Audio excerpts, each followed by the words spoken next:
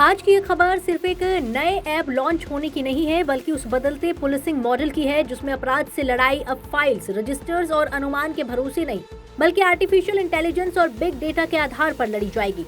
Police मंथन 2025 में मुख्यमंत्री योगी आदित्यनाथ द्वारा लॉन्च किया गया यक्ष ऐप साफ संकेत देता है कि उत्तर प्रदेश में अपराधियों की दुनिया अब डिजिटल निगरानी के दायरे में आ चुकी है।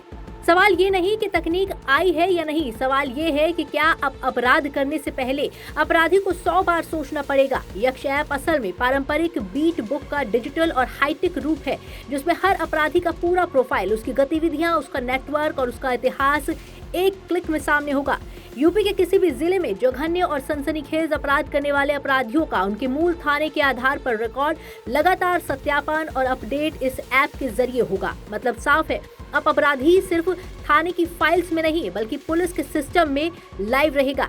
यक्ष ऐप की सबसे बड़ी ताकत है इसकी जमीनी और तकनीकी पकड़ का मेल। बीट कर्मचारी अब सिर्फ इलाके की गश्त नहीं करेंगे, बल्कि हर अपराधी का भौतिक सत्यापन उसके घर जाकर करेंगे। परिवार, पड़ोस और स्थानीय लोगों से बात करके सटीक जानकारी ऐप में दर्ज करेंगे।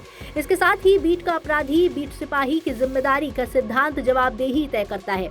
ऐप में सक्रिय अपराधी, माफिया, हिस्ट्री शीटर, जिला बदर, वांटेड और इनामी अपराधियों की प्रभावी निगरानी होगी।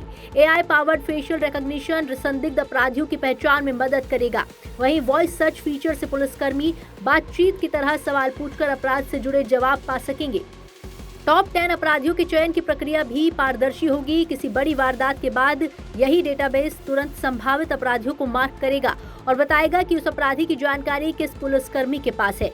CCTNS में चार्जशीट लगते ही अभियुक्त का डेटा अपने आप ऐप में दिखने लगेगा।